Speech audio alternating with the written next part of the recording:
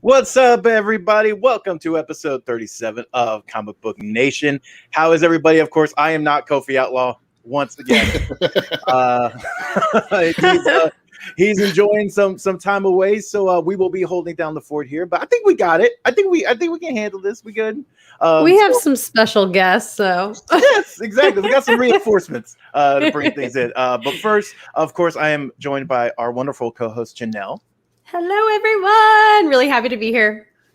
And I believe so, right? This is the Comic Book Nation debut, is it not? Of Nick Valdez. Yes. Howdy, everybody. Thank you for having me. Look at that background. I've always wanted to say this. Long-time listener, first-time caller. So, thank you. Thank you for having me. Yeah. Love it. Oh, man. Awesome. Well, so we have a absolutely massive show. We have so much to get to. Of course, we're going to be talking about comics because it's us. We're going to be talking about we've got Nick here, so I actually get to geek out about Power Rangers. Oh my gosh, shove that in here. You damn straight I did. We're also going to be talking about reviews for Why the Last Man, Malignant, recap on Titans, What If, all that. So we got lots to talk about. But first, I am very excited to welcome the writer of Harley Quinn, the animated series, the Eat, Bang, Kill Tour #1. T. Franklin is with us. How are you? Hey, what it do? What it do? Hey, let's go. Oh my God. Welcome to the show. Thank you so much for taking the time. Listen, thank you for having me.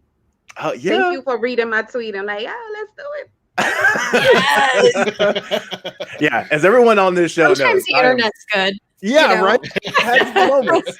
It has its moments. I'm always down to talk comics. We love comics here, and we actually have big Harley Quinn fans. So it was like the perfect thing.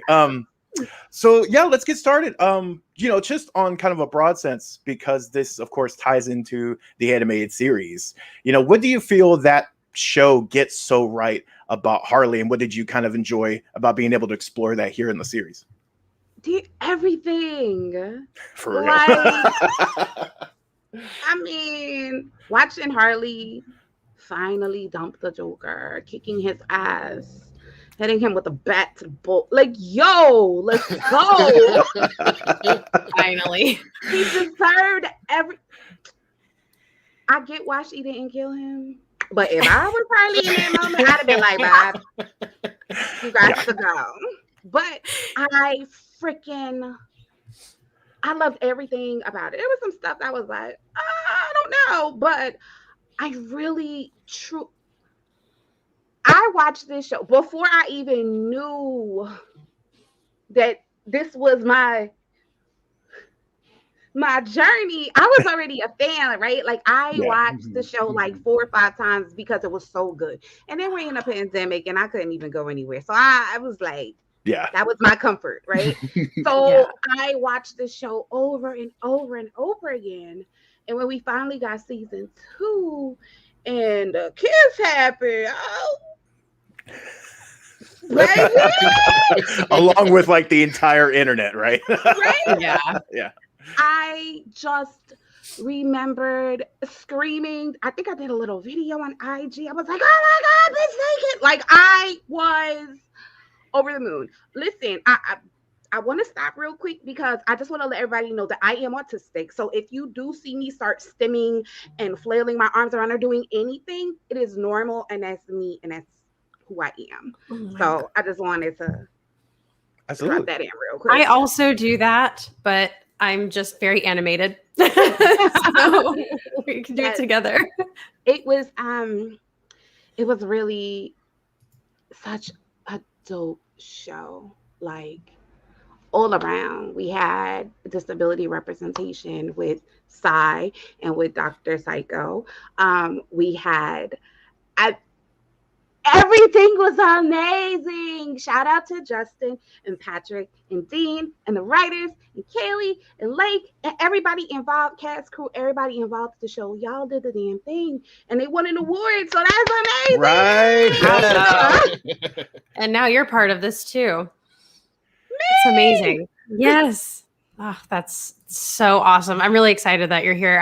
My question for you is, and this is going to be great because we just touched on it.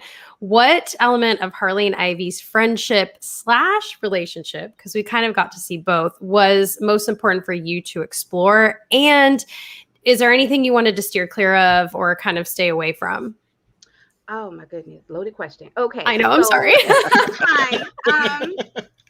I really wanted to, like, we got a happy ending ish, right, on the show. We got to see Harley's journey of leaving him, betraying Ivy,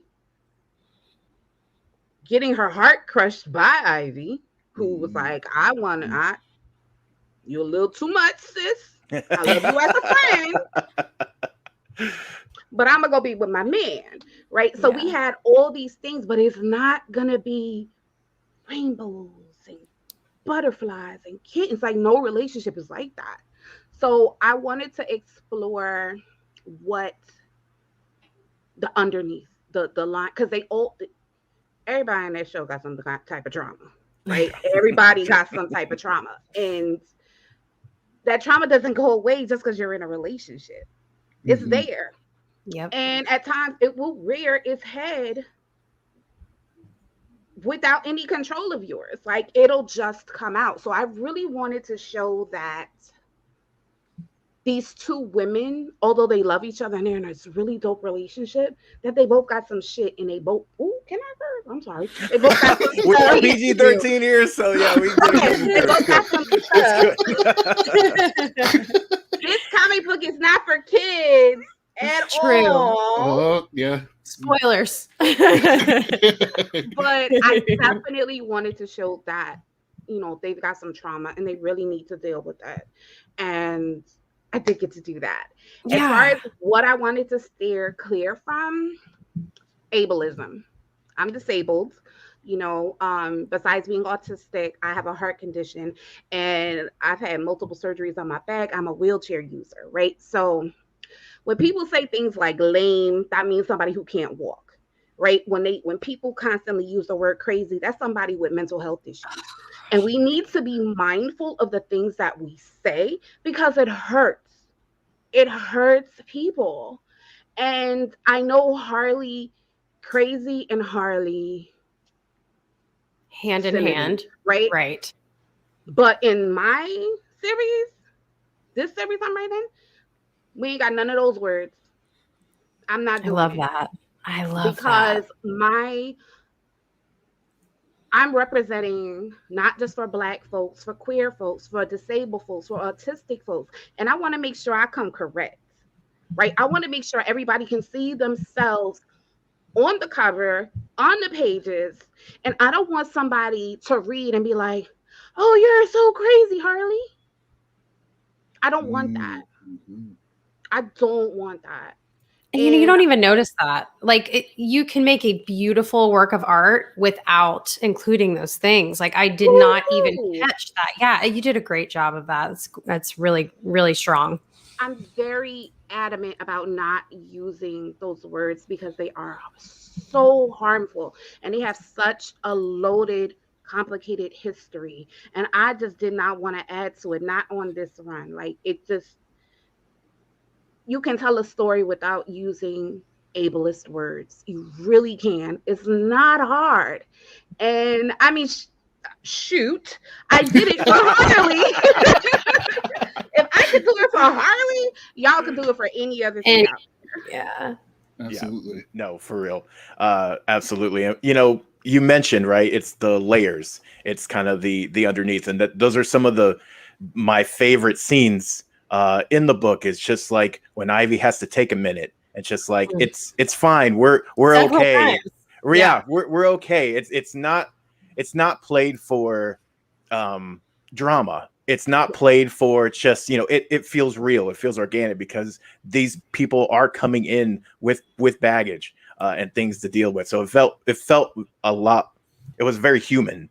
And so that's what I really loved about this. But also too, Max's artwork is just stunning. It's such a perfect fit for the story and also just the fun too, because there are, you know, a lot of fun moments in between. You know, were there any moments, because I'm always interested in the process, you know, were there any moments you write a script, of course, and then it's like, you know, here, have the artist interpret it. Were there any moments where Max just took things in a completely different way and you were like, oh my Lord? Everything. Like, Max is a beast. Max Sarin is a beast. Every time I get a page, I'm like, bro, I didn't even see it that way, right? Like, I see it one way when I'm writing it, but what Max did was like, just what? Yeah. Like, every freaking Max's facial expressions needs to win an Emmy, a Grammy, an everything. Oh my God. Everything. Because the acting is just, it's a mind blowing what Max has done on those pages. I mean, did y'all see Gordon? Like, I know you saw bust the blood vessel. Yeah. Oh, that's art. It's magnificent. Yeah, love it. Max is amazing. Max, Marissa's colors. Yep, those colors. It was like Marissa just sucked the colors out of the animated and just turned it up even more. Like this is my first superhero comic. My first big. I've got Image books, but this is so right? It's so cool. It's so different. And I'm just, every time I get a page, I'm like, okay. Like, I'm pinching myself because I'm like, this can't be real. And it's so gorgeous. And Taylor's letters, shout out to Taylor. He's from Jersey. I'm from Jersey. Hey, Jersey boo. Like, it's so cool to see everybody's work. Like, the team is just, shout out to my editor, Katie Kubert. Like, yo, it's dope. Everybody has brought their, and I know y'all seen them variants. God. Yeah. Some of those, man, those variants rule. I think there's 13 of them. Like, what? Wow. 13. Oh my gosh, that's amazing. They are amazing. Shout out to everybody who was working on these variant covers. Like, I am just. Yeah, they brought their A game for sure. Amazing. Yeah. Okay. So let's slide into another question, because this one I'm really eager about. What can you tease about issue 2? Because I know that we are headed to Catwoman's hideout. And is there anything specifically we should be looking for, or any kind of teaser that you have ready for us? Okay. So we do go. She drops the kitties off at Selena's, and there's kitty talk. There's a lot of kitty talk, and we're here to save the kitties. And Harley and Ivy are very sympathetic to Selena's wants and needs. Oh, good. Ooh. Oh, interesting. That's such a big cliffhanger now. Like, I'm gonna make up so many scenarios in my mind. I already know. I'm in trouble. Well, and anytime those characters get together, you know, it's wonderful. So yeah. Once I saw that was where we were headed next, I got a little excited. Yes. And then of course you see the covers, and I know from the solicits that hit that Vixen is going to be in the series. Now I know that's a favorite of yours. So, you know, how did that, was that a pitch? Was that something you pitched? Was that something that kind of came to you with? And, you know, what can we kind of expect? What was it? Was it kind of cool to just have a favorite in the series? From the gate, when I pitched, I was like, I'm going to just slide her in. Wait to see if they slide her back out. Well, she's still in there. Yes. She is still in there. I have been sitting on Vixen, this Vixen issue since January. And I love man. Vixen. And it was torture. Like, y'all, I was like, I mean, I can keep a secret, but this is Vixen. But I ain't want the black van to come and take me. So I was just like, all right, I'm just chill. I'm not going to say anything. But when I saw that today, I was like, yeah, let's go. Guess what? I wrote Vixen. Let's go. Like, I have been speaking this into existence for like, I don't know, 5, 6, 7 years. Oh, man. And it finally happened. So I am still like, I woke up, logged on, and they're like, Vixen. I'm like, oh, it came out. Yeah. So I just been like, I was like, wait, I got so caught up that I was almost late coming here because I was just so happy about Vixen. I am over the moon. Vixen is an important character in this series. And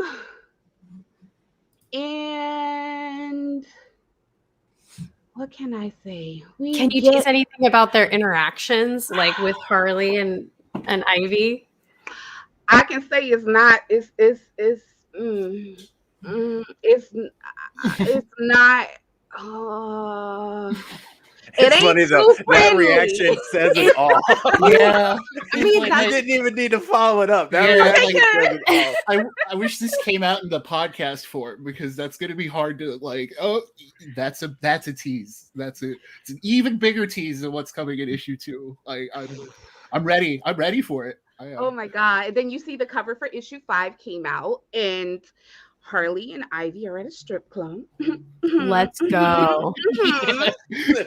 Right?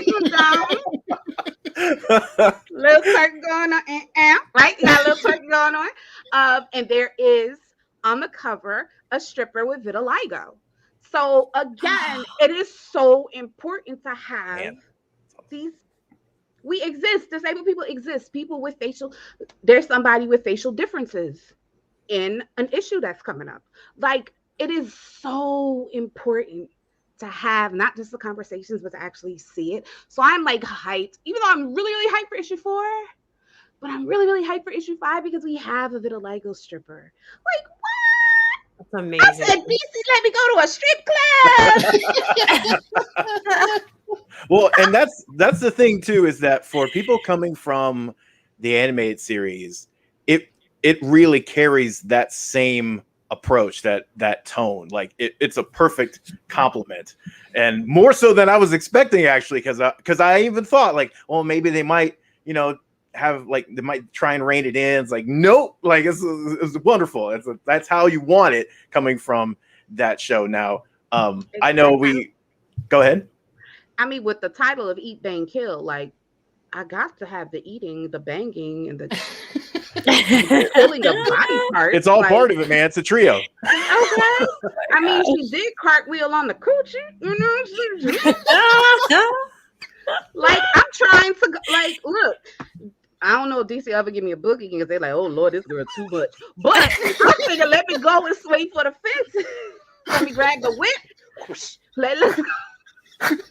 Hey, man. I feel like that's the way to go. Yeah. If you get one chance, Go all out with it. Yeah, go all out. Yeah. Don't hold anything back. Because that's how we end up with shows that, don't have finales and stuff. It's like because they held back. Like, no. They held back. I'm not holding back anything. There is a new character on the cover of issue 5. There is a brand new villain character that Max and I created. And I'm really, really hyped about that. The cover is really gross, even though we're at the strip club. But it's a really gross, oozy cover. And I can't wait for y'all to see. I mean, the cover is dope, but these pages are like, not like like this character is nasty. Like, he a gross character. He smell. Oh my God! I have so many visuals from that description. The cover alone creates a vivid picture. You now, can tell by the cover. Oh, I'm so excited. So issue 4 is Vixen, and issue 5 is new villain. Issue 5 is new villain on the cover. Okay, and issue 4 is man, and then issue 2 is Catwoman. Oh my God, this is great. Catwoman. Issue 3, they go on their first date. Oh, blue things.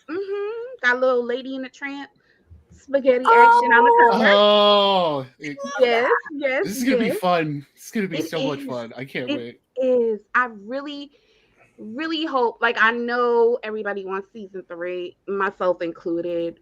But I hope that this ties people over, and they could just have fun and enjoy it. It's not going to be exactly like the show, but it's a bridge to it. And I don't know, maybe I know nothing about the show, but who knows? Maybe I don't know. Maybe somebody will pop up, or maybe I don't know. I just want to see Maybe Harley you'll see your carry. This is what I'm saying. I want to see Harley carrying Ivy up the escalator. That's really all I want. Now, before we get to our last question, because I know we have to let you go, but this has been amazing.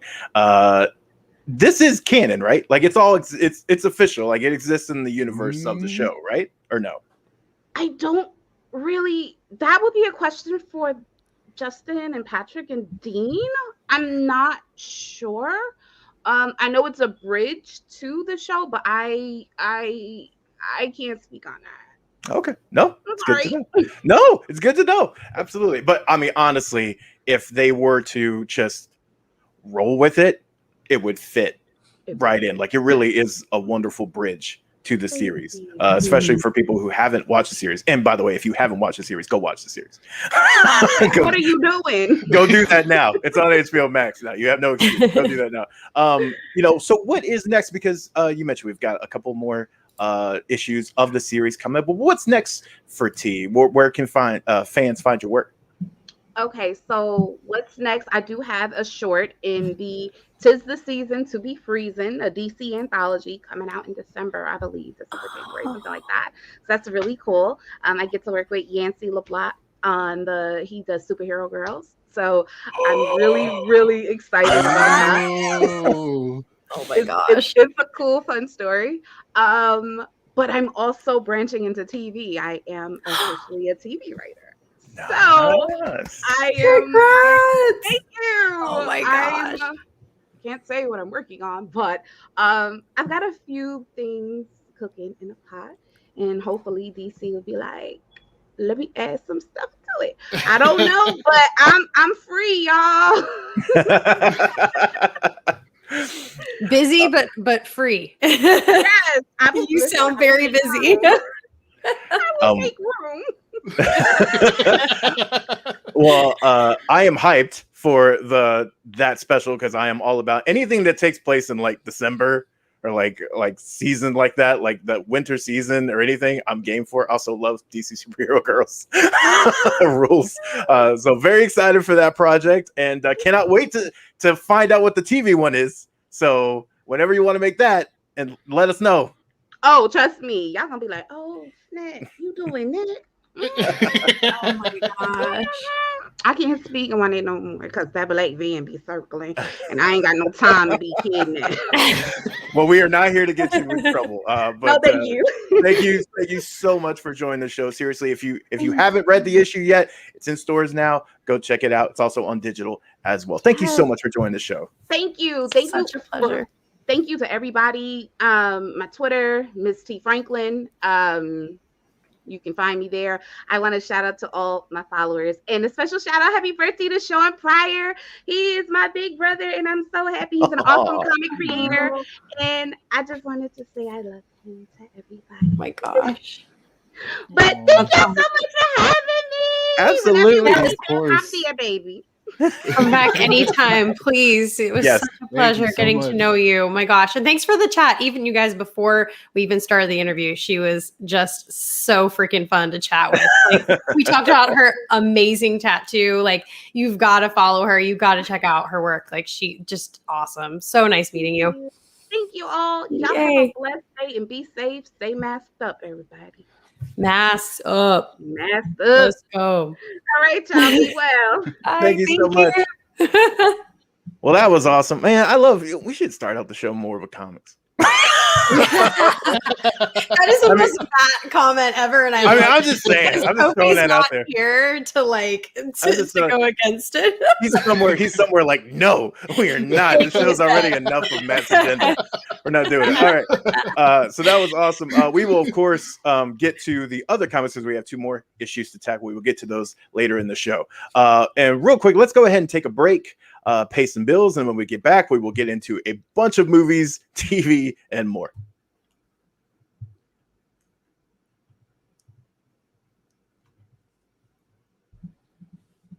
Well, we would take a break. Oh wait, did we seriously not jump off? We would take a break. Where's Richard? Okay. We would take a break. We will take a break here in a little bit. Let's move into the next. No. Is this because I'm here? Did I throw this off? Oh, you know no. what? Oh, okay. All right. So Rich is working on it. We will go to something else real quick. We will talk to something else. Did you guys Yeah, let's talk this horror film. Oh god, I know. Okay, so quote unquote, right? Quote unquote horror. Quote unquote. So when we this first came up as a topic, because Kofi was like, of course, like we gotta talk Malignant, right? Janelle's reaction, I forget exactly what you said, but you were like, "Oh no, do I have to watch this?" You were so like not on board. I do not like scary stuff. I won't sleep. And I'm like not at home. Like I know that I'm in a lot of trouble if I have to watch this. I have to like mentally prepare myself and set time aside like in the morning so I can recover all day long before I go to sleep at night. Yeah, I understand. I can't remember what horror movie it was, but there was one that we had to watch for the show. And I watched it and I made the mistake of watching it at like 11 o'clock at night. Like it was like, oh, I'll just knock this out. And then I'm legit. I had nightmares. Like I was like, it was in my dreams. I was like, oh my God. I was like thinking of monsters. It just, it screwed me up. I don't do that anymore. Now it's like, I do the same thing to the morning and we'll go from there. So Malignant, now we are going to talk spoilers. How do you go to sleep listening to creepypastas and stuff like it's in my brain? I have to listen to like a sports podcast or like a gaming podcast. Like I can't do it.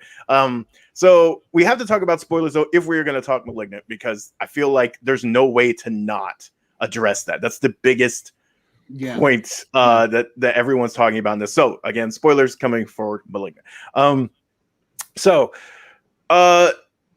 I know everyone talks about. We'll just go from general opinions because I know Janelle's not about it. Nick, did you have a chance to watch it or no? Yes. Okay. So, is this a prank? Like, is this James Wan like getting the Aquaman checks? You know, I don't know how these things work. You would know more than I do, right? But is this a prank? Like, is this like what he's been trying? I know it's his pet project, but like, is this a prank? Is this intentional the way it is? Like, how much is intentional? How much is unintentional? Because like we've all seen it, so I don't know. What did everybody else think of it? Okay, so we have I was gonna say Toronto Kid said I didn't think it was that scary. It felt more like action thriller, to be honest. So that actually makes me feel like I might be able to handle it. So in the third act, especially, it changes because the twist changes things, which we'll get into in a minute. The twist changes things, and so then the last portion of the movie is very much a different feel from especially like the first 30 minutes. The first part of the movie, okay, I will admit this: if you're going for the B movie feel, that classic like. You just want to evoke that sensibility of just like, the over the topness of the characters, the making stupid choices, the very Texas Chainsaw Massacre, like, hey, let's run into the room with like a bunch of chains and stuff. Like, let's not like that kind of stupidity. This movie leans into that at the beginning. It has that feel. It has that tone. Some people are arguing that it's not purposeful. I don't know. With Juan being such a horror like, I mean, that's, yes, we know him obviously for Aquaman, but like some of his biggest stuff and a lot of his stuff has been horror leaning. So I don't know. I don't feel like he's someone that would miss that unless it's intentional. Like, I feel like if that's that way, he probably meant for it to be that way. Whether or not it's good is a completely different argument, which I will not say it's good. I'm just saying that I don't think it was a mistake. I don't think it was just him like being lazy on the job. I think it was he went for a tone and maybe the execution wasn't the best. But I tend to like stuff that kind of leans into that. I think of like Cabin in the Woods. Like, I love that movie, right? But I feel like that movie's executed better in the way it lays its camp and cheese and stuff. All right, let's get to the twist. Here's the thing. Here's the thing. The twist, if I was just grading the twist, A. So Jim says the twist is so fun. It is, because okay, so like in the trailers, of course, they've been teasing that, like, you know, the imaginary friend comes back and stuff like that, right? And then you're kind of watching it, and they're laying a bunch of stuff. Now, half of it's stuff you don't care about, but they're laying a bunch of tiles and stuff. But then you get to the thing of being like that it was essentially, what's the best way to describe this? It's the conjoined twin that she had absorbed in the womb. Yes. That grew out of her back, had full sentience, could like absorb electricity, speak through the radio, also had like arms, and then they operated to remove the sibling, the malignant tumor, right? That's what they're going for. They did that and then pushed it back into her skull, like the remaining part of the twin. Yeah, that was gross. Yeah, it's and so this twin, years later, after some very unfortunate things happen that I don't really want to get into, it takes over her body and eventually gets revenge on the doctors that originally tried to take it out. So that's the whole thing. And then, last like 30 minutes of it, really. Right. Yeah. And that's kind of when it becomes more of like an action-y, gory thriller thing. But okay. One, the visual is creepy. I hate, like, Grudge is another one. Okay. When people come out of people, it's weird. I don't like it. It disturbs me. Okay, like when, like, not in like any other way other than like a way that's supposed to happen. Okay, like when like people move their hair back and like there's an eye there, so that it freaks me out. I hate that stuff. Right. So this was very much like that. But the concept of the dormant, person and the twin, like feeling all this anger and that, and like trying to kind of having influence and being sentient, because it was always all that. And the reason why, by the way, is also a thing, because the reason why the twin wakes up is because she's being abused. So that is actually the triggering moment that wakes the twin up, because the twin has been dormant this entire time, aside from like early on. So like that, like all that stuff is like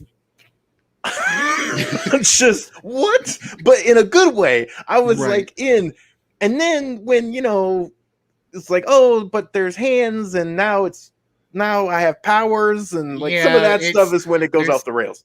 But the problem I have with it is that it takes an hour to get there. Right. Like there's it starts off eccentric, ends wildly, but there's like an entire like hour 15 minutes of like an actual like a movie, I guess. I don't, that's what I'm saying. Like the whole time I'm like, what is going on? Because it's set up to be like this murder mystery monster supernatural thing, and then the veil gets pulled, but there's a whole other movie in here. It's just hard to sit through. It's ultimately like, how much do you like the stuff at the end and in the beginning to sit through it? Right. Yeah. It really comes down to, is the twist worth it? Yeah. I will say I would just Google it. I feel like I got it from listening to you guys. Right. You did. Like, yeah, I would Google it. It's honestly, it's more interesting to read about. And like, I am fascinated to see, I am fascinated to like hear like Juan's like what inspired it. And, you know, like when he can get into like the nitty gritty, now that it's out, he can actually get into spoiler commentary and stuff because they kept it so guarded, barely did any press because of that. But like now that it's out, I'm more interested to hear about all of that stuff, like the behind the scenes stuff and what led to this. I need to know if it was a prank. That's my thing. I don't think it was. I don't. I'm gonna go out on a limb, and I don't. Yeah, because it's a whole movie that he had to make, make with screenwriters and people. No one's gonna invest in a prank. Yeah, but you never know. That's the thing. Like I need to know. I mean, we did get that Fantastic Four movie. Hey-o! There you go. So bottom line, you don't have to see it, but if it's in your wheelhouse, like definitely check it out. Yes, because you might end up really liking it. I would personally go back and just watch Dead Silence because I heard someone compare it to that, like his early stuff, and then I went, "Oh man, I remember that movie. I love that movie because it was so ridiculous and over the top." And I remember that movie. Yeah, if you want like a wild movie about a twin that gets revenge, a conjoined twin that gets revenge, that Chicano kid actually pointed out in our comments, Basket Case. That one has also the same idea of a conjoined twin being forcibly separated, but years later coming to get revenge with the... yeah, so if you want goofy horror, then check that one out, you know, because we're basically in like a Quado Total Recall situation. Quado. Okay.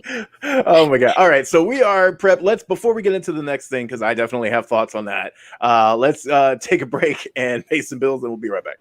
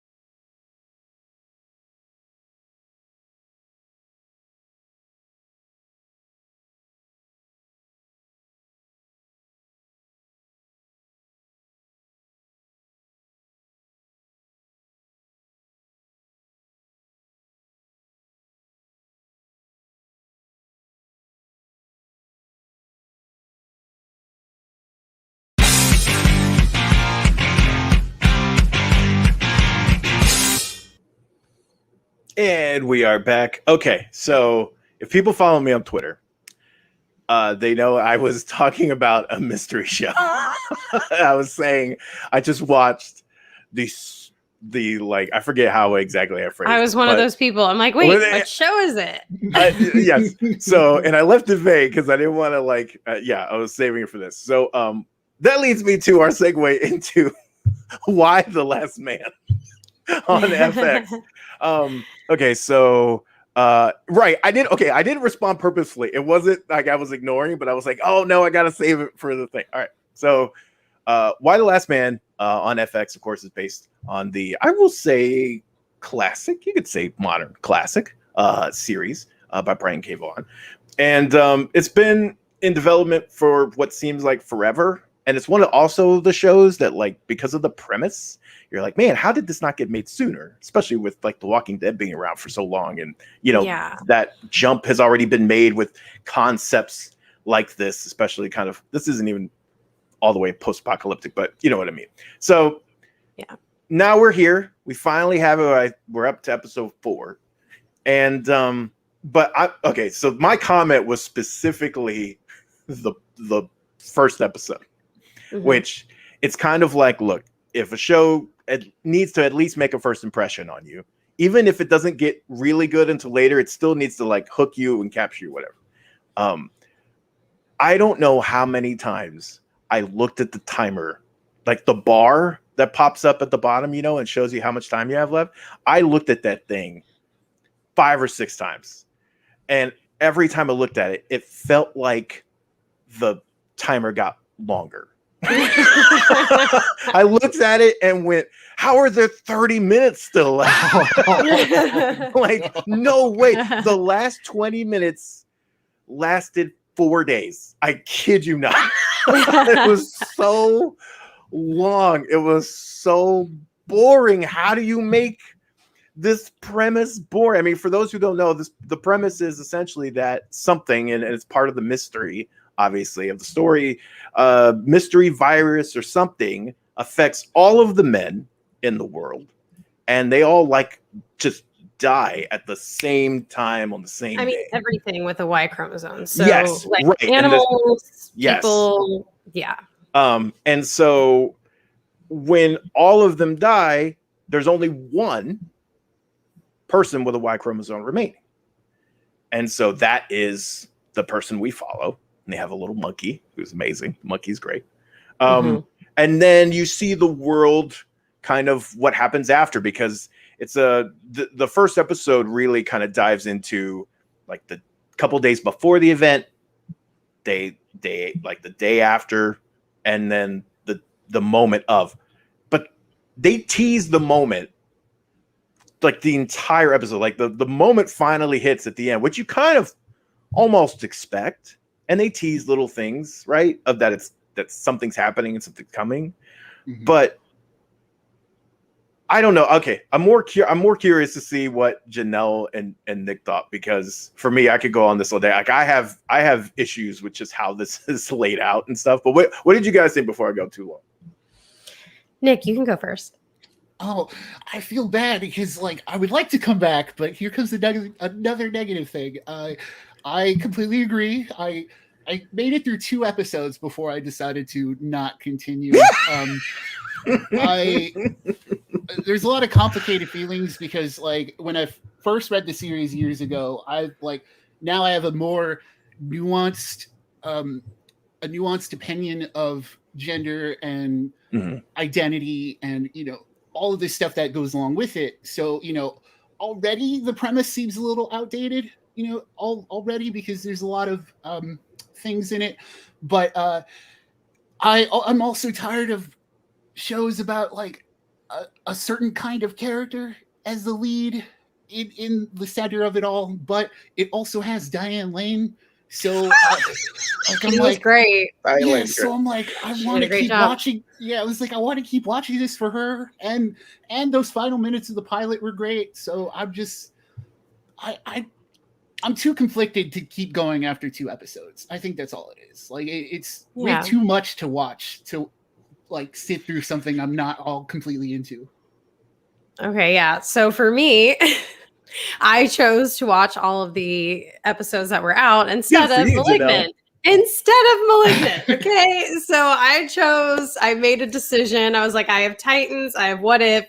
I'm literally on vacation at a hotel, and I have to watch 3 hours of this new show and Titans and What If. I'm so sorry. And I will say that Titans was Kofi. The only thing that saved it for me. But I don't hate this. If I was sitting in my home and it was another work day and I had to add it to my like timetable of like, okay, I got to get this done for the podcast. I got to watch this. I actually enjoyed the show. I was rushed. I was definitely rushed because I'm literally like brushing my teeth, trying to watch it on my phone and like trying to like put on my clothes to go out for the day. But I was actually very intrigued. I'm a huge Walking Dead fan. I'm a huge post-apocalyptic anything. I love like the breakdown of the system, the Matrix, anything that disrupts the flow of what's, happening in the world. And so, I am very empathetic. So I throw myself into like the women in this show and like what I would feel had I would lose my dad and my fiance and like every man. I'm kind of like a guy's girl. I hang out with a lot of dudes, and I was like, I was literally like, I felt like tension in my chest like when that moment hit. Like I was like, oh my god, like this is a complete nightmare. what this show did for me is go, okay, I got to read these. I got to check out these comics because the show did a okay job. The only thing that really bugged me was our lead character obsessing on his stupid, small, insignificant fiance who didn't even want him. Yep. When he can literally be the key to saving the world. That's so ridiculous to me. I don't think anyone, no matter how spoiled brat you are, no matter how much you want to be a magic teacher and not like get a corporate job, like no matter what, in this moment, you would think that his number one priority when this happens is to get to his president mom to help save the planet and not go searching for his not even fiance because she rejected him. That is not believable to me in the slightest.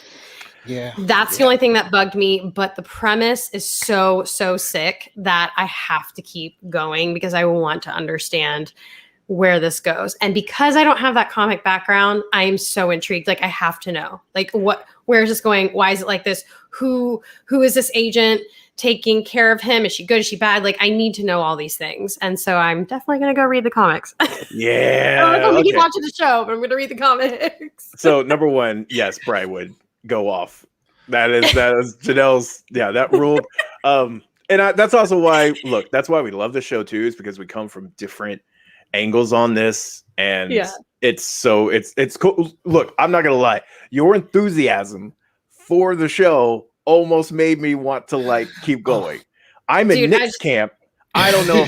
I'm kind of like disturbing though. Like they did a great job with their like how it looked, like the bleeding, like the dying, like all of that was. So like that's the thing about the first episode though, is that because I agree with you. I think. And this goes throughout the 4 episodes. Well, okay, two things. One, and this was kind of something that Nick mentioned. What I do like about and appreciate about the show is that because it's been a while since that initial series was written, our views on gender norms and things like that have changed. They have evolved. And the show does approach with that, like it does try and like really embrace. I'm so glad they touched on the transgender and the hormones and like how they're feeling like they're terrified because they're not going to get their hormones. They're going to have to transition back, and like that really affected me too. Like watching that battle of a transgender, like just thinking about like I only have 2 weeks left. I only have 2 weeks of hormones left. Right. But I don't know what to do. That was heartbreaking. It's such a one necessary, and two, just really like that is the way that when you modernize a concept, that's the way you do it. You need to bring it up to where we are now. And so I thought that is something the comic series does not approach. So just because of the time it was written in, right? Like, and that we've evolved since then. So I do like that. So I want to give props to that. Also, like you said, there is a moment towards the end of, and I will say that first episode again, when, you get the concept of, okay, I've been spending time with these people because they need to matter to me when they all die. Oh my gosh. There is that, right? So, but like the problem was, there was only one family I cared about, which was, the one that, I know if like Kofi were here, he would say, well, obviously it's going to be the one with the child, right? Because that's where I am right now in my life. So when she goes into the bedroom, I was like, oh my God, no. Like I was just dreading that. It hit home. Yes. But if you look at all the other, it's not really about that. Like it's only because of the child. It's just because like none of the other characters really resonated with me. I don't care that they like, there's not an attachment there. I was more attached to the dogs and the and the horse and like right. So that's more of yes, I'm empathetic towards animals too, obviously, but that's also like, okay, well, those characters weren't well written then. Yeah, because they don't act like they like each other, even. The whole central premise, like, or the second episode, Diane Lane's president's like, oh, I'm sorry I didn't look for you. And he's like, oh, well, he should be, instead of being like, oh, well, you thought I was dead, he should also be like, I'm sorry I didn't come look for you. Like, Yeah. Thank you. Yes. Then there was also no like hero looking for her brother or checking to see what happened there, or him looking for her, even though they're siblings. And it's, I get there's like tension between them that we get introduced to, but it's like, come on, like in Apocalypse, you hold all this. Same thing with Janelle said. Like, are you still holding on to all this little stuff in the midst of like the world just ended? Yeah, and agreed. The main character is just not. It's very hard to root for them. In the first episode, I thought he was gonna like step up, but by the end of the third, he's still going, "Hey, I need to find my fiance, and then I'll do your." I'm like, no. And to your point, they're not even like she told you she wanted other people. She wanted to leave. And that is one thing I will also give credit to the book is that he's way more likable in the book. Okay. You end up it's just not necessarily for anything out of the ordinary that the character in the book do, but just this version is just not, it's hard to empathize. It's hard to like get behind this character. I mean, not everybody can be Rick Grimes. True. And Rick rules. This is very true. All right, so let's wait. So what's our bottom line on this one? My bottom line is you should definitely check it out. I think it's gonna be. I think it will get better, and I didn't hate it at all. I thought it was interesting. Nick, there are a lot of other things that could use your attention before this. I will say that. Just to add on, a really nice way to say it. Yeah, just to add on to Janelle, like, you should see it, but see some other stuff first. You know what? I'm gonna go a little more positive in Nick's camp. I'm gonna say there's just plenty of other stuff, things we will talk about later, that I would rather watch, and I will never forget that pilot. So slow. Yeah. So let's get into because I want to be positive. Jeez, I feel like we're like super negative the last couple of days. Okay, so I want to be positive. Let's talk about Titans. Yes, because I love this show. I know I stumped for this show. I'm an unabashed fan, but good Lord, how do you watch this episode and not like just come away jazzed? Like the stuff between Dick and Barbara is aces. The Blackfire Connor stuff, like you can see where they were going with it in the previous episode, but I don't know. I really enjoyed this back and forth. We see more of the Jason Todd's kind of conflicts. But okay, true MVP of this episode is Tim Drake. Tim Drake absolutely rules. He had not really had a chance to like really. He shined in the very few spots he's been in, but he hasn't really had a lot of time on screen. Here we finally nix that, and there's this whole scene with him and Dick. And that scene, just like, if you're not a Drake fan after that, I don't know what to tell you. I don't know what to tell you. I adored this episode. I'm so amped for the next one.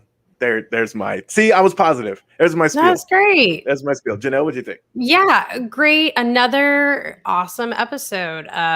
Just, they're killing it. Titans is so good.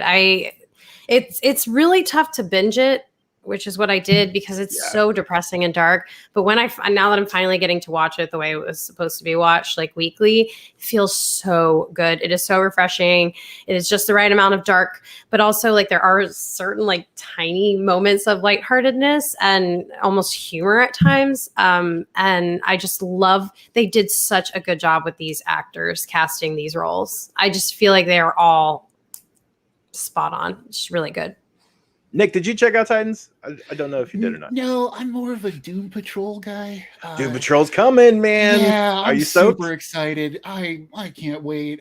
Season 2 had to end early because of all the complications, but I'm excited. I can't wait. I mean, Titans is cool, but Doom Patrol is where I'm at.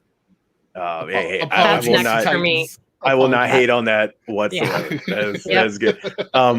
And yeah, I really enjoy. I mean, look, they made a humorous sequence out of Starfire almost burning people to a crisp. Mhm. Like it's so good. I love the show. All right, so let's get into What If, which is I know in the initial trailers of What If, we saw Killmonger and everyone was like, oh, when's that gonna happen? And lo and behold, we're here. So we have the Killmonger episode that we've been waiting for in What If, and essentially shakes up things and says, hey, what if he saved Tony Stark back in that initial Iron Man? And so then Tony doesn't become Iron Man, and it sets off this whole trail of events, right? Janelle, what'd you think? I tweeted about this. It was a little lackluster for me personally, coming off of like just an awesome episode after awesome episode that are like really shook it up for me. It was just kind of like, oh, it felt, you know what it felt like? It felt like watching WandaVision and then having to watch Falcon Winter Soldier. And I was just kind of like, okay, like I like these characters and it's cool, but it wasn't like, oh my gosh, it wasn't like watching Loki. Like it was just kind of like, okay, it's there. It's cool. Just not, but again, whenever it's land bound, when it's not magical, when it's not mysticism, when it's not space, I like glaze over. So that could be my fault. So I'm really curious to hear what you guys think about all that. Nick, what'd you think? I wouldn't be doing my anime boy job if I did not reference the fact that Michael B. Jordan's character Killmonger, like it was Michael B. Jordan, right? I always skip through the credits. I don't actually know. I'm not 100%. Actually, I just thought it was. It was. If it's not, like, wow. Yeah, kudos, right? Like if it's not, kudos. Yeah. But I'm glad the anime fan got. Jim says yes, it was. Okay, perfect. Thank God. Thank you, Jim. I'm glad that the anime fan who also produces and stars in an anime, Genlock Season 2 coming to HBO Max. Check that out. I'm glad that he got to make the anime reference in the MCU. Yeah, that was great. I believe this is one of the first few outside of like Shang-Chi. But other than that, I agree. What If's been kind of spotty. It's been like one weaker one good one weaker one really good one, and this was the weaker one. So I'm hoping next one's good. Yeah, I concur. I feel like I was watching it and I was just like, oh, this is just kind of forgettable. It's fine. It's not bad. Yeah. It's not bad. And there's fun moments in it. I mean, you know, like I actually laughed at that reference. That was great. You know, the Pepper stuff I really dug, like the Pepper Killmonger kind of back and forth stuff. That was really interesting, and like how it ends is cool. Is it a cliffhanger? Like, are we getting another episode, or is it just like? Well, see, this is what confuses me about the show.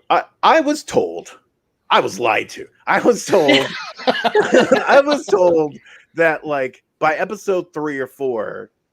Was it Jim who told me this? It might have been Jim. I was told by like episode 3 that like this thing starts to congeal into like, oh hey, we have a vision for like what's happening as What If as a series. This has not happened. This has been I'm not putting words in your mouth. I swear you told me that, Jim. So I was promised that like episode 3 will like change how I look at the series.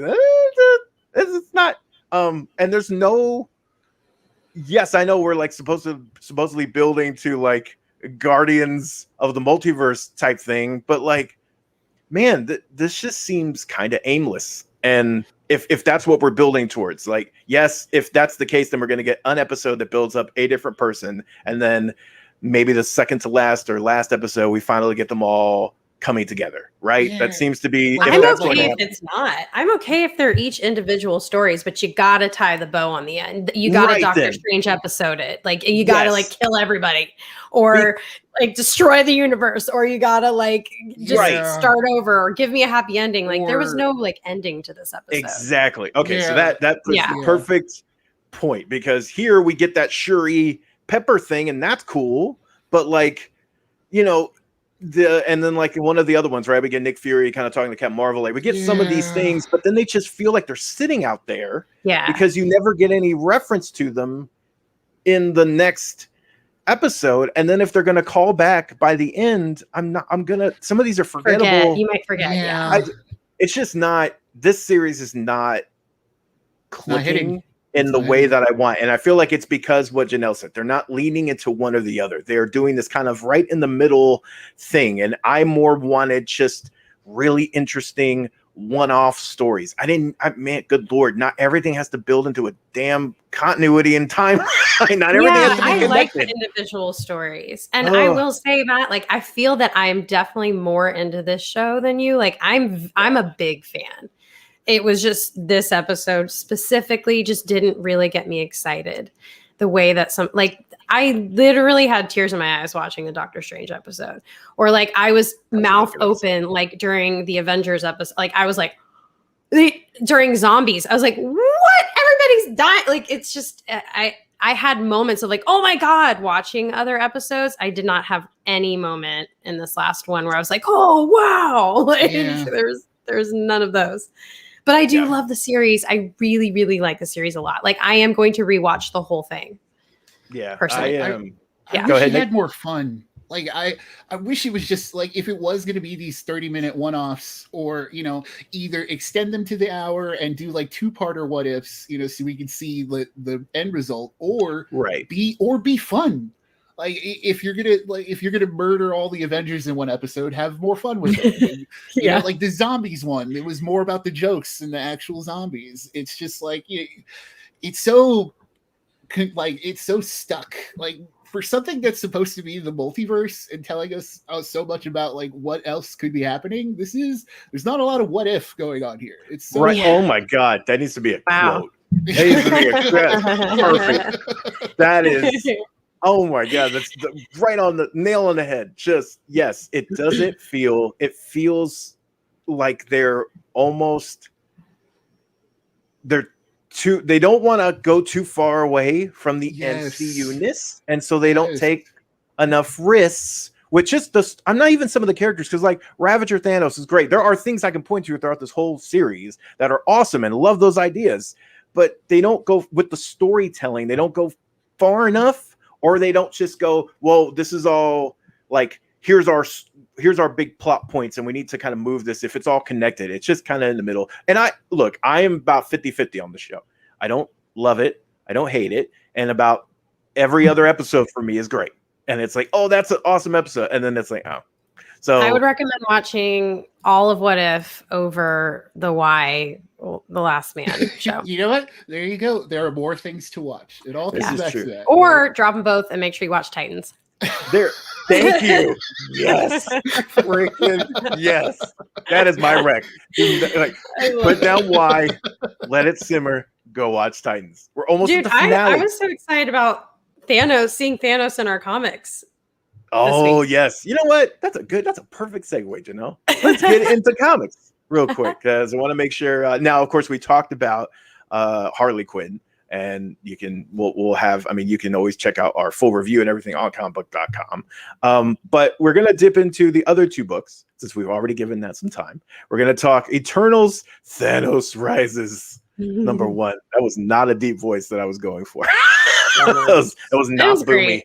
It was not boomy in any way. It was better than I could do.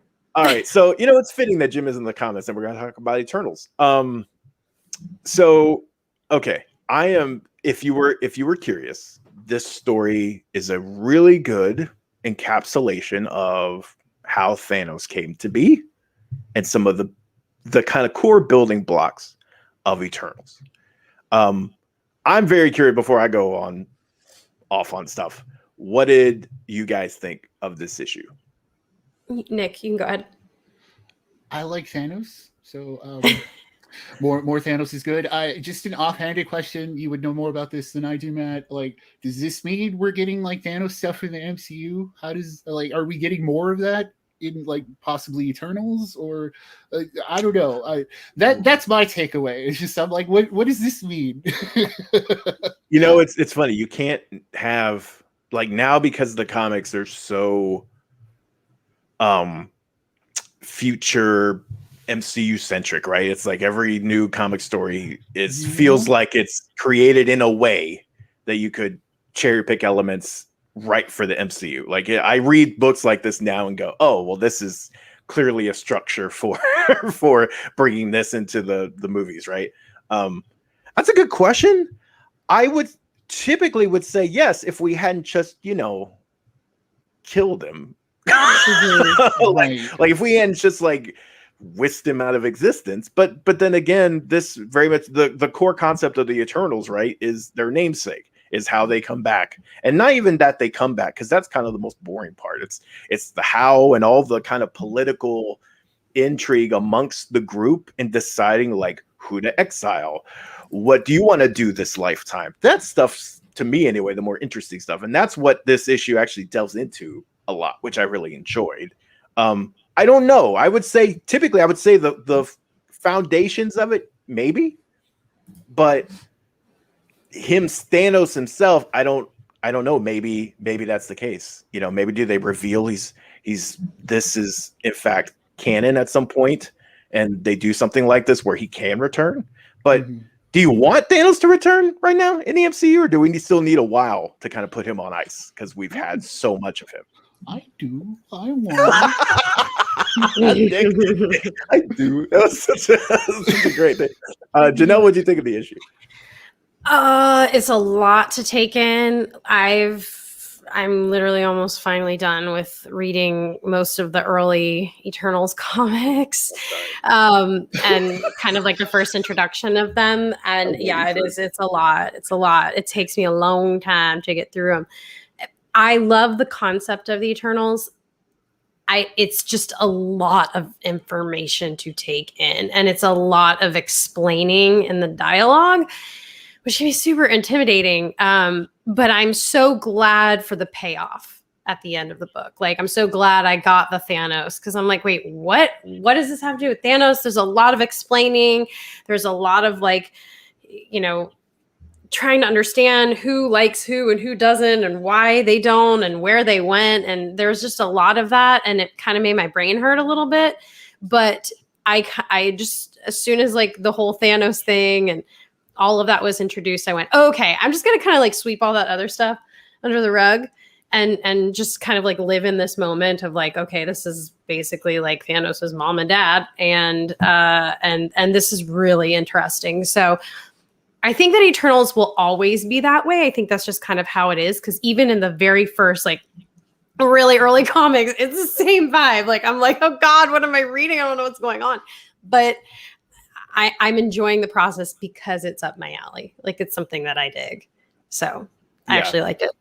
I agree with all of those. I think that's a perfect way to sum it up, is that Eternals is a lot.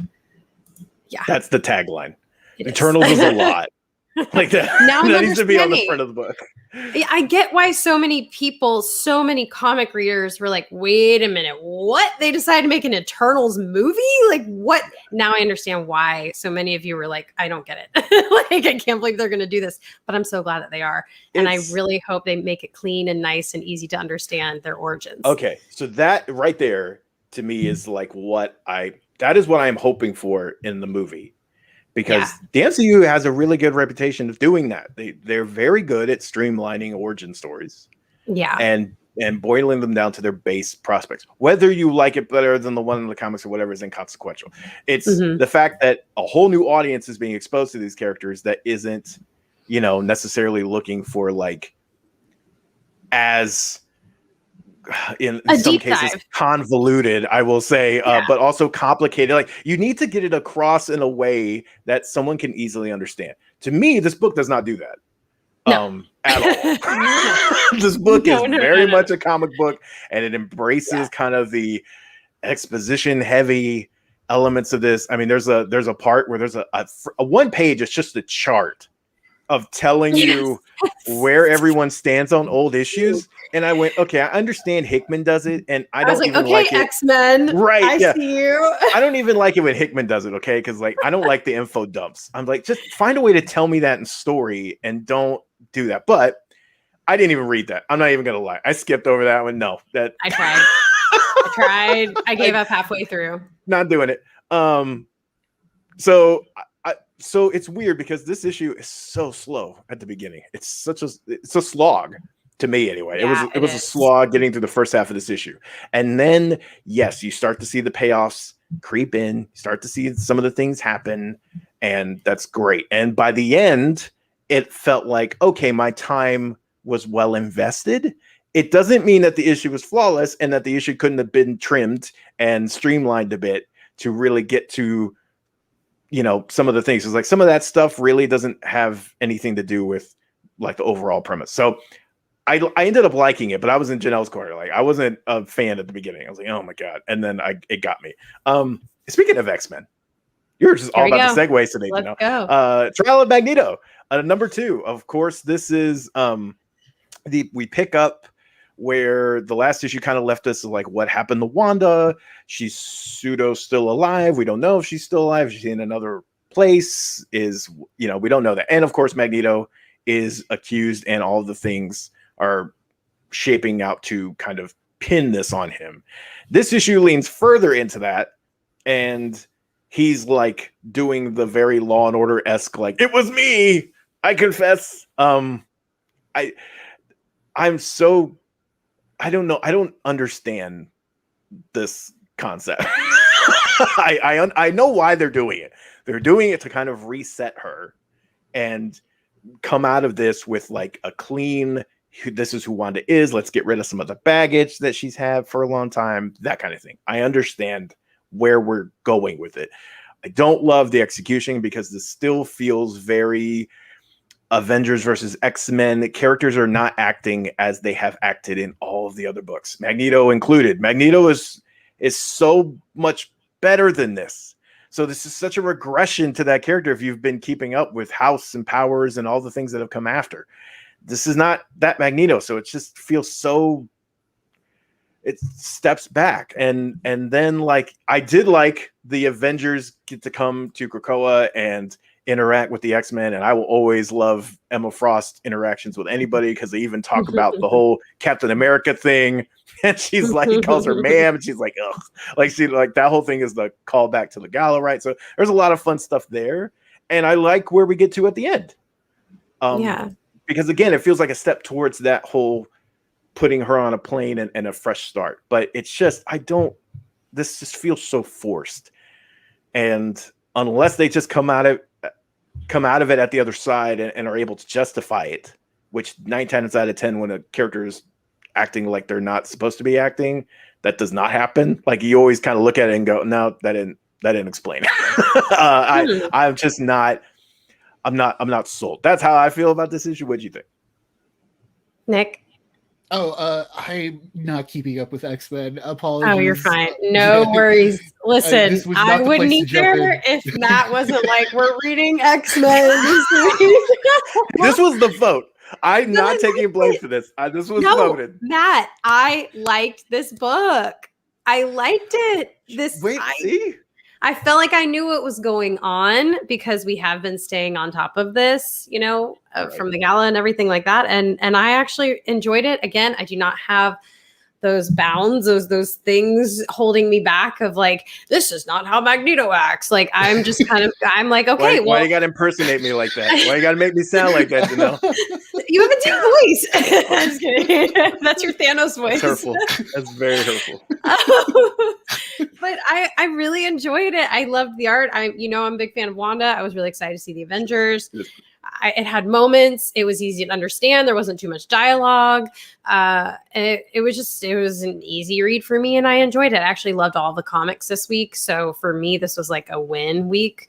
And I'm down. And I don't know, obviously, how these things normally play out, but to me, it seems like Magneto is hiding something because he is protecting Wanda in some way or something like that. That's what I thought.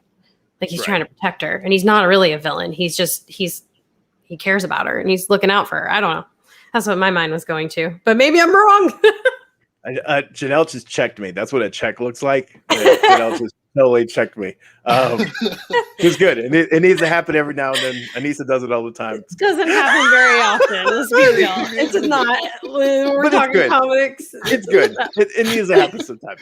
I'm glad I'm here for this. I'm a lot. So quick mention for comics. There is a new trade, a collection of the Joker Harley Quinn Criminal Sanity. If you have not read that, it is by Kami Garcia. We will have an interview with her talking all about the book and kind of diving into spoilers, of course. But if you are looking for just a badass Harley Quinn who is like kind of she's the one who's investigating Joker. She's actually like a cop and a former cop, and is now helping the police and things like that. And she's tracking down the Joker in this, and it's really well done, and it dives into a lot of like makes a lot of really good points on like serial killers and like the difference between like psychosis and how that is kind of just the go-to term for things when it's more layered than that. There's a lot of really interesting things at play here, so definitely check that out. That is out in stores now. We will get Brywood. I have not read Rorschach number 12 yet. I need to do that. That is on my list to finish that. I have not. But I will definitely I will go do that, and the next episode I will give my thoughts. So definitely I was enjoying the like first half of that, and then it got a little weird, but I'm hoping that it rebounds. Okay, so real quick, because I know we're running out of time, let's talk. I know me and Nick typically are in our comic book chat during NXT on Tuesday nights, just like being big old geeks and just like going back and forth as things happen. For those who don't know, NXT relaunched as NXT 2.0 on Tuesday, and it was like a new presentation, and it was kind of this new focus on like new stars and all that. And then we got, of course, a new champion, and a bunch of stuff happened. But the biggest event of the night was the wedding. And yes, wrestling wedding happened on the show. The Index wedding we had seen like bachelor parties and bachelorette parties and all this stuff over the last few weeks, and it's been delightful. So what did you think overall of NXT 2.0, and what did you think of the wedding? Yeah, I mean, it was great. 2.0, it was very overwhelming at first. It's a lot of new faces, a lot of new things thrown at me at one time, and I'm old. I need time to adjust to new things. I need a slow burn. You can't be like, oh, we're colorful and new and young, and expect me to keep up without like breaking my hip. So that's my only thing. It was good. Lots of good new faces. I'm all in for Braun Breaker. All in for Hit Row versus Legato, all in for whoever the other new guy was, new faces, new things. The wedding was great. It was perfect. It was everything I wanted it to be, Matt. Like, I was half expecting someone to ruin it, which was weird. You know, no one ruined it, but I guess that's what also made it great for me, is that no one ruined it. Right. It's rare to get a wrestling wedding that isn't a run-in or it just ends up being this thing. It was actually there were so many fun moments. I will say I came away pretty happy with NXT 2.0. Mm-hmm. Look, we've all seen the reports of like, oh, Vince is taking over, and even though a lot of those have been debunked, and it's more that Bruce Pritchard and Vince McMahon are taking over kind of the visual side and like the big picture stuff, changing up the arena, the colors, the theme, like all that stuff is very much feels like it could be on Raw or SmackDown. But I liked it. I'm cool with color, and I like the Wale theme, and like I dig that, right? And the core show is still being run by Shawn Michaels in Triple H's stead because he's recovering, and hope he recovers soon. But I'm okay with it. Look, it needed some fresh blood anyway. The fact that like, you know, half the people left and went to AEW or they were released or whatever was not the way I would have wanted that change to happen. But the fact that we're getting a bunch of screen time for people that have been on the brand and need that time and looked promising, I'm good with that. And Ciampa won. Ciampa is the champion. I am happy. Goldie is back. That's what I was going to add, because like at the end of the day, there's so many new things, but there's a veteran who has the belt again, who has the title. So it's like you pin it on one of your hardest, oldest names working there to keep it going and to kind of guide this new generation through. And I think that's what's most exciting about it, right, Matt? That there's like at the end of the day, there's still Ciampa being like the top champion to like help all these, like, those are going to be some great matches, right? If anything, right? Like, the fact that they went with him, one, because look, if he does leave the company, which he probably will in a couple of years, whatever, or maybe even next year, whatever, right? You see that happening at some point in time, sooner than later, right? So especially this new direction holds up. We're going to have people that at the top of the card that are going to be in that new style. So this is perfect. This is a great way to kind of have him run with it for a bit. We get that payoff, and then he does whatever he does, and they move whoever they're going to. I mean, there's a bunch of people already on the card. I'm a big Carmelo Hayes fan, so I would love to see him get some matches. But Ciampa's going to match up great with us. I mean, look, he had a match of the year contender with Walter. All right, he's a great wrestler. So and as far as like, because I mean, I'm seeing the comments. Look, I report on this stuff every day. I cover this stuff every day. There's a lot of stuff that, I mean, look, if you go back and look at some rumors, they're not always correct, and you go back and look at others, and they are. And sometimes it's just a mishmash, and sometimes there's a lot of stuff out there to sort through. Some of that stuff is true, as far as Vince and Bruce taking a bigger chunk of NXT and running with it. But again, the day-to-day stuff, if you watch 2.0, you saw that. You actually saw, and we'll see if it holds up over the next couple of weeks and moving forward. But you saw the same kind of tie to matches and the way NXT tells stories. It's the same. It's just with younger, newer talent, and that's what Vince and Bruce wanted. And the presentation, that's the important stuff, right? Yes, the important stuff at the core hasn't changed. It's just the presentation, right? So so if you look at it and it's just like, oh, they're taking over, it's dead or whatever, to me that's just ridiculous. That's just that's not reality. That's not what you're seeing now. But you are seeing their footprints all over those bigger picture things, and that will continue. So yes, I don't see Ciampa being the champion for 2 years. I don't, you know what I mean? I don't see Pete Dunne being in that at some point. I feel like they'll have that moment for him, but I don't think that'll be lasting. They're going to continue this wave. We're going to see more of that. And that's what they want ultimately. So, it's a mix of both, right? But overall, I will say no other thing does the index wedding like NXT. That doesn't happen if that's not on NXT. Good job, NXT. Real quick, because I did say we were going to get into Power Rangers. We have to address now, these are international spoilers. So this episode has not aired here in the US. So be forewarned. However, it was all over social and it was kind of hard to miss. So I feel like we're not like crazy spoiling something.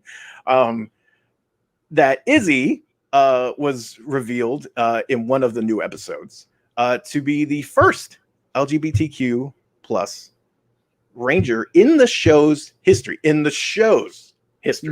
had it in the movies, they've had it in the comics. This has happened with characters, but some people like Nick only acknowledge things that happen in the show as canon.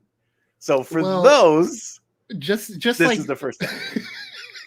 I mean, just like I say, that canon doesn't count. I didn't say it on CBN, so I thank you for that, for throwing me under the bus already. Right there, that was that was a Power Rangers podcast throwback. There, you're welcome. Yes. But it's great. It's about time. It's one of those things. It's like, it's great, good news. Congratulations, it's about time. Like, it's Tesseract. It's awesome. It's the Green Ranger. It's so cool. It's about damn time, and I'm glad. So yes. Before we go, that was a lot. We packed a lot into this. Janelle, do you have anything you want to shout out, mention before we go? I'm just watching Lucifer. I think it's the final season, but I'm loving it. I'm so excited. And Stargirl, so good. Oh, you're watching Stargirl? Yeah, I'm committed. I'm doing this. I binged the first season, so I'd be ready. I need to catch up with Lucifer. Lucifer's great. It's great. I love that show. God, I love that show. Nick, did you have anything you want to shout out? Yes. Fall season's coming in like 2 weeks for the anime world. There's There's gonna be new seasons of Demon Slayer, new seasons of movies for My Hero Academia, Jujutsu Kaisen, Sword Art Online are hitting Japan. There's a lot of new stuff coming our way, so please check out comicbook.com/anime for all the updates. And and Dragon Ball Super, the new movie, is getting a panel at New York Comic Con, so look out for our coverage from that. That might be cool. And your fingers crossed that we get nothing but good stuff coming our way. Yay! Look at that. Representing for the anime nation there. Awesome. Well, I have talked enough, so there are no more shout outs from me. I've talked enough. So we are going to head out. I hope you enjoyed this episode. Kofi will be back next week, and order will be restored. So hope I did okay sitting in here. You did great. Yeah, it was great. Matt. Great. Fantastic job. I love you guys. So of course you can check out Comic Book Nation on Twitch live right here at 11 a.m. CST every Friday. You can also check out the podcast on Apple Podcasts, Google Play, and Alexa. If you say Comic Book Nation into it, it will come up like magic. Of course, we will be doing at some point. I feel like we say it every time. I'm not even going to say it. I'm not going to say the review thing. I don't know when the shirt's coming. If you just like to do it out of the goodness of your heart, you can always leave us a 5-star review on Apple Podcasts. There it really you go. helps us out. It does. It helps us out. Look at killing it. But I'm not promising anything because I promised toboggans and I said hats at one point, and no one's backing me up. Keychains, mugs. Yeah, I promised everything. So yeah, that's not happening. But without further ado, thank you guys so much for joining us, and peace out. Catch you later. Bye, guys. Peace.